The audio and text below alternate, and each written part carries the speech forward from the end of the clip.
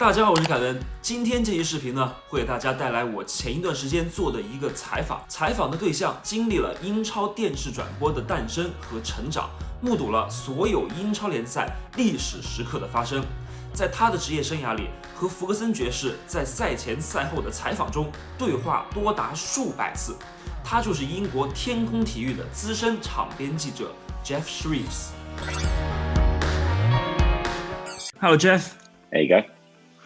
First of all, I've been in this country for a long time, and to be honest, I can recognize you just by your voice. But football fans in China might not know you that well. Can you tell us briefly what is it that you do? I am the chief touchline reporter for Sky, who are the main broadcasters of the Premier League. When there was a football revolution in this country, back in 1992, when satellite television was launched, I was part of the team, and I've been with them ever since. That's nearly 30 years now. I myself support Manchester United, and as a Man United fan myself, I know that you've interviewed Sir Alex Ferguson so many times, you've probably lost track of it as well. Can you tell us about Sir Alex? Absolutely fantastic man. I loved working with him.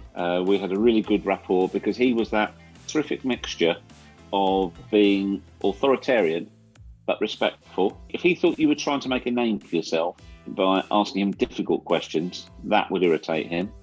But also, if you asked him easy questions because you were trying to ingratiate yourself with him, that would annoy him as well. If he thought your questions were balanced, fair, and challenging, then he enjoyed the interview. He brought an awful lot to the interview. In fact, he coined the phrase. He used to say to me after the interviews, at the end of every interview, he'd say, "Well done, Jeff. Well done, Jeff." It's just there all the time, and that was his way of saying, "Cheers, yeah, appreciate the job you did there." When he gave an interview, he'd be sending a message, whether it be to the fans, to the board, to his own players, to the opposition. He was the master of psychology during a game, during an interview. He was absolutely brilliant to work with, a great character. A few hundred times you've spoken to him. Have you had difficult moments? Yeah, several. But that's going to happen. But don't forget, I'm the guy. As one manager said to me, he said, you work all week, you set your team up, you train, you've got the best of intentions, then they go out there, they don't perform, they're rubbish, and the person who has to carry the can, the person who has to face the music, is the manager. And as the manager walks out, there's Jeff Shreves, like the Grim Reaper, with all these terrible questions about why he was so bad. So it's understandable. Normally, one manager is not going to be pleased to see you because he's been beaten. So of course, with Sir Alex, there were several times where things happened, or I might want to ask questions about something he didn't really want to talk about. Dear old Howard Kendall at Everton, I remember one time I went and knocked on his dressing room door to see whether or not he would do an interview. And his face was red with rage. And he came out and as he spoke, he quite rhythmically poked me in the chest. He went, "Absolutely no chance whatsoever," as he backed me up the corridor with a few expletives thrown in as well. And I looked at him, I said, "Take that as a no, shall I?" Now, there's a tough question for you. Who was the hardest interviewee that you've had, in your opinion? So what makes an interview difficult is when somebody doesn't want to speak. Kenny Dalglish, I must stress, he was mischievous more than malicious.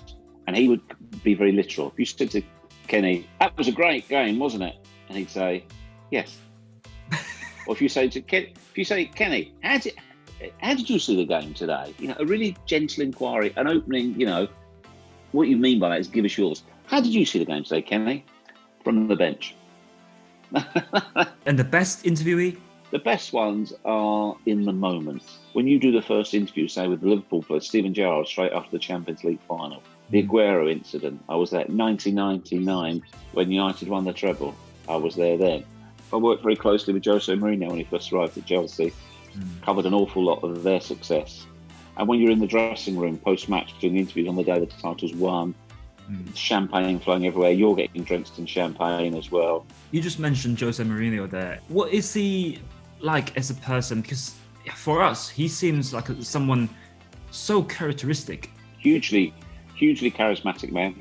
He can be funny, he can be harsh. thing with Jose, though, even he's never personal. A bit like Sir Alex as well. He knows how to get an agenda across. If he has something he wants to say to get out a wider message, he will work it in there. It's not unknown for some managers, Kevin, as well. When they come, you get the team news and you get a message from them, or just before it starts, they'll whisper, "Ask me about so and so," and that player might be in or might be out. And sometimes you have no idea. It's a player you think, why? Who cares? And you ask about that player, and he says, "Yeah, I want to tell you that yesterday in training, we thought he'd broken his leg, but he's here, he's brave," and that.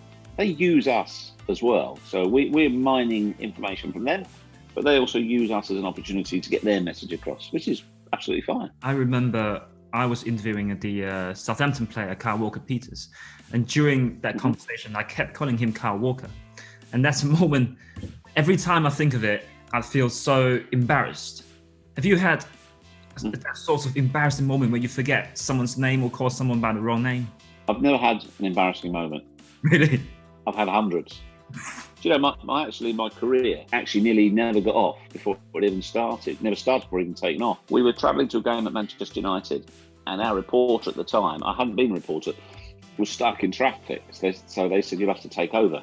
And I thought, right, the thing with Sir Alex Ferguson, you've got to be strong with him. You've got to be strong. Let him know who's boss. The team news had come through to us, and there was no Ryan Giggs. So I was about to say, "Sir Alex, how do you explain not having Ryan Giggs in your starting 11 today?"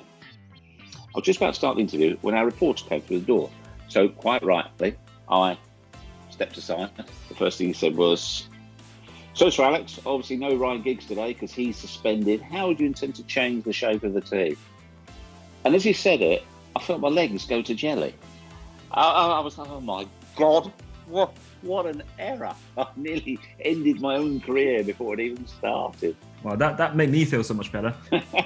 Brilliant. Thanks, Jeff. That's all. My very great pleasure. Nice to talk to you, Kevin, anytime at all. Thank you.